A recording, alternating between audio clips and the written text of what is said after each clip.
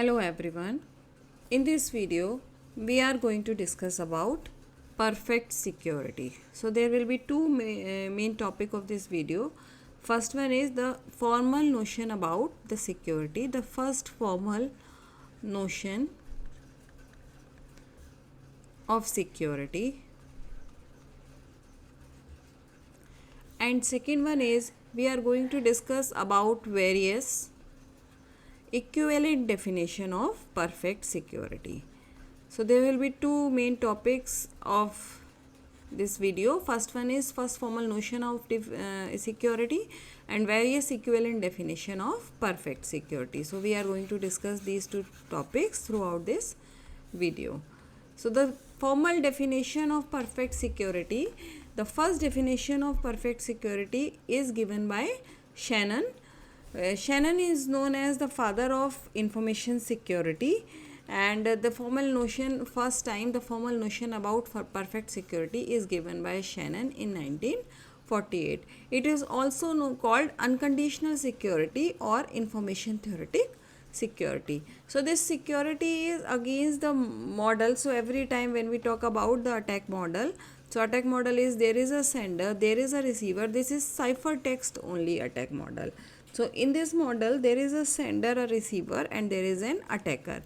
So just using the encryption algorithm, the message plain text M is encrypted with the help of key and it is converted to the ciphertext and it is received by the receiver. And at the receiver end, by using the same key K, receiver can convert it into the plain text. Why this is known as ciphertext only attack? Because it means the in ciphertext only attack, it is like ciphertext is only the ciphertext is known to the attacker, and the assumption is that this attacker is computationally unbounded. It means we do not know the computational capability of this attacker. There is no assumption about its computing power. It can use the brute force, it can use for any other. We just assume that it is computationally unbounded. It is capable of carrying out any kind of information. It is capable of carrying out any kind of attack. So ciphertext is absolutely useless for the attacker. So why? Because there is no prior information of the message or the plain text, and there is no additional information of the plain text. So informal definition is irrespective of any prior information the attacker has about M or attacker has about the plain text, the ciphertext C should leak no additional information about the plain text. So what does it mean? It means the attacker, before knowing the ciphertext, whatever attacker know about the plain text, it should be the same as after knowing the ciphertext. It means ciphertext should not be able to reveal any kind of information about the plain text. So this is known as ciphertext only attack. It means the only the ciphertext is known to the attacker. Now this is the basic definition and properties. So basic definition is, we say that pi is a 3 tuple and it has three kind of algorithm. First one is gen is also known as key generation algorithm. Second one is encryption algorithm, and third one is for decryption algorithm. So it is 3 tuple and it is a key generation algorithm, encryption algorithm, and decryption algorithm, and this is for every publicly known cipher. So attacker has three things: key generation algorithm, encryption algorithm, and decryption algorithm. What is secret is plain text M, and key is secret. Attacker do not know that what is the key. For the attacker, pi includes a probability distribution on M, K, and C. So what is M? M is the all possible plain text. M is set of all possible plain text. Similarly, or you can say M is set of all possible messages or plain text. Similarly, K is the set of all possible keys. K is the set of all possible keys, and we know that the key generation algorithm generate the key randomly. So it is generated with randomized algorithm. We do not know that which key is going to be generated. And C is the set of all possible ciphertext. So probability distribution on K include by key generation algorithm, almost it is a uniform distribution. And what we say that PR K is equal to K. So this is like for all the possible keys, if small k is the instance of key is small k, then the probability PR is the probability that generates the output key K, and typically it is 1 upon number of K keys, that how many keys what is the key space, number of that key space, and the probability that a particular instance K will be generated is 1 upon total number of keys. Similarly, if we talk about probability distribution of plain text M, it induced by any prior information about the underlying plain text. So for example, plain text can be attacked with probability 0.7 or it can be retrieved with probability 0.3. So PRM is equal to M. So this capital or bold letter M is for the complete space, message space, and this small m is a particular instance of plain text. So probability that underlying plain text is M. So PRM is equal to M is the probability that underlying plain text is going to be M. Similarly, probability distribution on C is determined by the probability distribution over MK and the steps of encryption algorithm. So C is capital, this bold C is the complete set of all ciphertext spaces, and small c is an instance of particular. So this in probability C is equal to C includes that probability that encryption outputs the ciphertext C. So the random variable P and K are independent of each other. It is not so that for a particular plain text you need to use a particular key. So both M and K are random variables and they are independent of each other. Now we will understand it with the help of this numerical example. So this is the first example. Let's say the M is it means the set of plain text is ABCD. So the possible values of plain text is ABCD. The possible values of key is K1, K2, K3. So this table gives us the probability distribution over M. So M, if plain text is A, the probability of being plain text A is 1 by 4. Probability that plain text is B is 3 by 10. Probability that plain text will be C is 3 by 20, and probability that plain text will be D is 3 by 10. Similarly, the key will be K1, it is 1 by 4, for K2 it is 1 by 2, and for K3 it is 1 by 4. Then we have another matrix that is known as encryption matrix. So encryption matrix says if the message is plain text is A and key is K1, then the ciphertext will be C. We say that ciphertext will be 2 when message is D and key will be K2. Similarly, we say that ciphertext will be 4 when message is A and key is A3. So this matrix denotes these things. Now let's say what we need to calculate. Let's say what will be the probability distribution over C. So first thing, we are going to use the sum rule. So for example, we say that what will be the probability that ciphertext C is going to be 1. So we are going to use the sum rule here. So for example, in this encryption table, we will first check that where we can find the ciphertext 1. So this ciphertext 1 is at 3 places. First one is when key is K1 and ciphertext and plain text is D. So when key is K1 and plain text is D, so the probability for key being K1 is 1 by 4, probability for plain text will be D is 3 by 10. So it will be 1 by 4 into 3 by 10. Plus we are going to use sum rule. The second one says that plain text will be B and key will be K2. So plain text will be B, probability will be 3 by 10. And key will be K2, probability will be 1 by 2. The third one says when plain text is C and key is K3. So for C to be the plain text, it is 3 by 20, and for key to be the K3, it is 1 by 4. So when we calculate it, it's going to be like, you can say it's going to be 80 and 6 plus 12 plus 3. So it is 21 by 80 and it comes out to be 0.2625. So the probability that ciphertext is C1, it is 0.2625, because we are going to use the sum rule. Similarly, we can calculate probability for all this other ciphertext, like when it will be 2, when it will be 3, when it will be 4.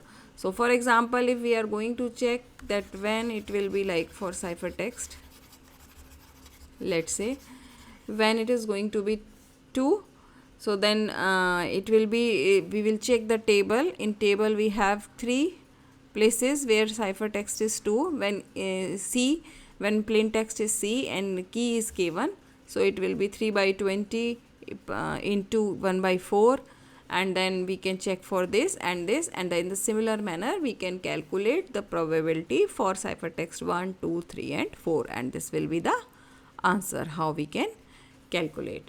Now beside this, we can do some other kind of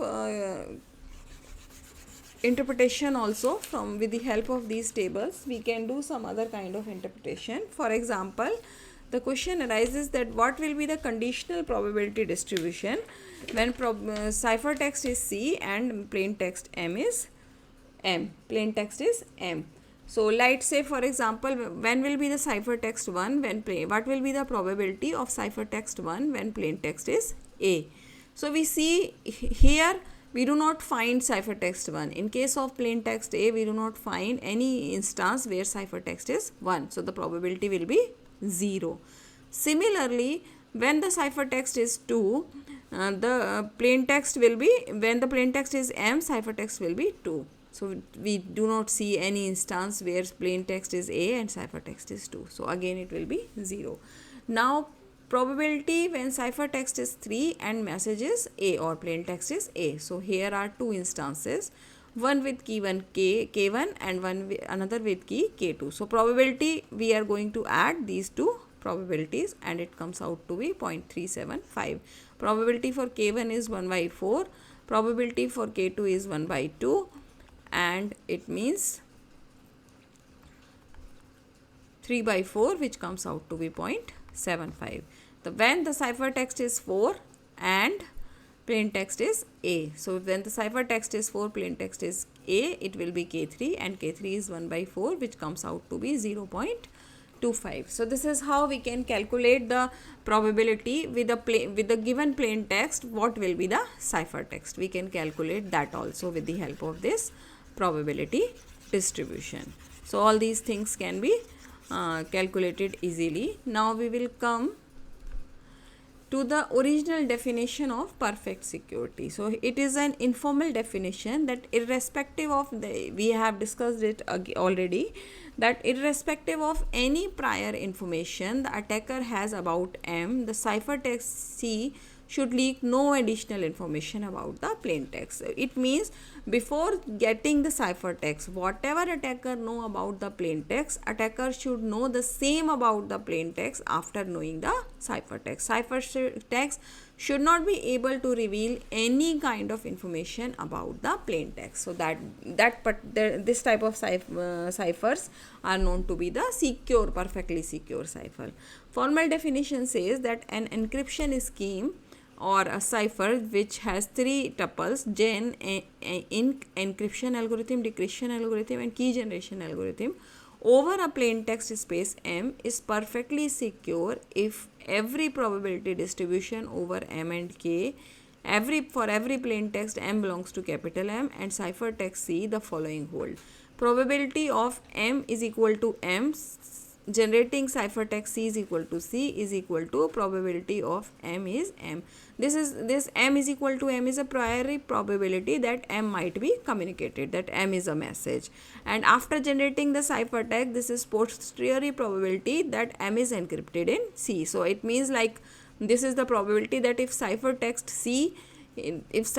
is C, then plain text is going to be M. And the probability that plain text is going to be M before generating the ciphertext, both are equal. Then we can say that it is a perfectly secure encryption scheme or a perfectly secure cipher. Observing the ciphertext C does not change the attacker's knowledge about the distribution of plain text. So the fundamental rule of perfect security is observing the ciphertext C does not change the attacker's knowledge about the distribution of plain text. So this is the original definition, and we have an alternate definition for perfect security is, this is the original definition we have already discussed. Alternate definition says for every probability distribution over plain text space M and key space K, for every plain text M0 and M1 and every ciphertext C, the following condition should hold. Probability of ciphertext C for plain text M0 will always be equal to probability of ciphertext C plain text M1. So probability distribution over ciphertext is independent of plain text. Like for example, you can say that if we have a ciphertext C, there is a probability to guess that plain text can be M0 and probability that plain text can be M1. Both probability are equal if the ciphertext is same.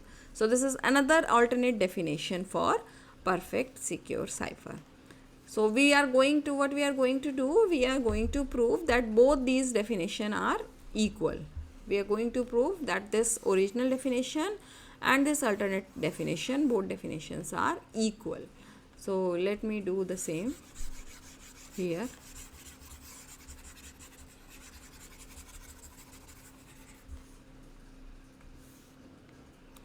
So here the first definition is what we do, we will take the alternate definition, and with the help of this alternate definition we are going to prove the formal notion. So if PR probability of ciphertext C where plain text is M0 is equal to probability of ciphertext C where plain text is M1, what we assume? We assume that this condition is true and both these probability is equal to a number that called delta. For all M0, M1 belongs to M1, capital M1, and C belongs to capital C. Then we are going to prove that probability of plain text M with ciphertext C is equal to probability of plain text M. So this is the formal notion. We are going to prove this formal notion. So what we say that let M is a plain text, C is a ciphertext. Then what we are going to write? Probability of M, C, probability of C is equal to C. With this we are going to take this equation and we are going to apply Bayes theorem on this equation. So probability of C of M dot probability of M upon probability of C. This is using Bayes theorem. So what we are going to do now, with the help of Bayes theorem, we write probability of ciphertext C is equal to summation of M dash is equal to M, probability of M is equal to M dash, and probability of C is equal to C, and M is equal to M dash. And what we know that this is equal to delta. When this becomes delta, so we can say that probability M is equal to M dash dot delta. And what is probability of M is equal to M dash? That is equal to 1. So it becomes delta. So now probability of C is equal to C, it becomes delta, and when it becomes delta, we can say that we can simply put the value of delta here, and we can put the value of delta here, and it comes out to be probability of M is equal to M. So hence we have proved. Now in the second time what we do, we will take that formal notion is true and we will prove alternate definition with the help of this formal notion. So in this case what we take, we say that probability, first when the formal notion is true, the probability that plain text is M when ciphertext is C is equal to probability of plain text M, and now we are going to prove this definition. So given that probability of m is equal to m0 and C where probability of m is equal to m0. Now we expand LHS by Bayes theorem. So we just change the numerator and denominator with the help of Bayes theorem. So now we know that probability of ciphertext C is equal to C and probability of plain text m is equal to m0 where these two probabilities are equal, because we can cut here, we can just cancel out these two definitions here, and when we are going to put here in place of this, we can put probability of m is equal to m, and this is equal to that particular thing. So this is how these two definitions are equal to each other. Then we have various definition. These are two definitions. First one is Shannon definition. We have already discussed the Shannon definition of perfect security. We have already discussed the Shannon's definition of perfect security. This is equivalent definition. Then there is another definition that is known as game theoretic definition. This game theoretic definition says that there is computationally unbounded attacker and there is some hypothetical verifier. So when the plain text m0 and m1 belongs to capital M, the number of chances of m0 will be m1. The length of m0 will be equal to m1, and there will be a b which is verified by the hypothetical verifier, like by coin tossing or something, which has two numbers 0 or 1. So encryption algorithm CK will be on MB, and MB can have two digits, either 0 or 1, and B dash belongs to 0 comma 1, and here this length of m0 should be equal to m1. So then pi generation algorithm, key algorithm, encryption and decryption is perfectly indistinguishable for every a where probability of k a pi is equal to 1 or pi by 2. So this is the definition of this is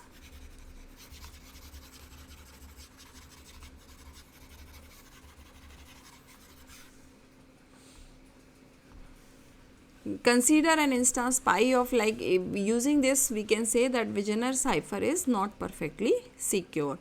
So up to now this is okay about the perfect security. About this Wigner cipher we are going to discuss in next video. Thank you.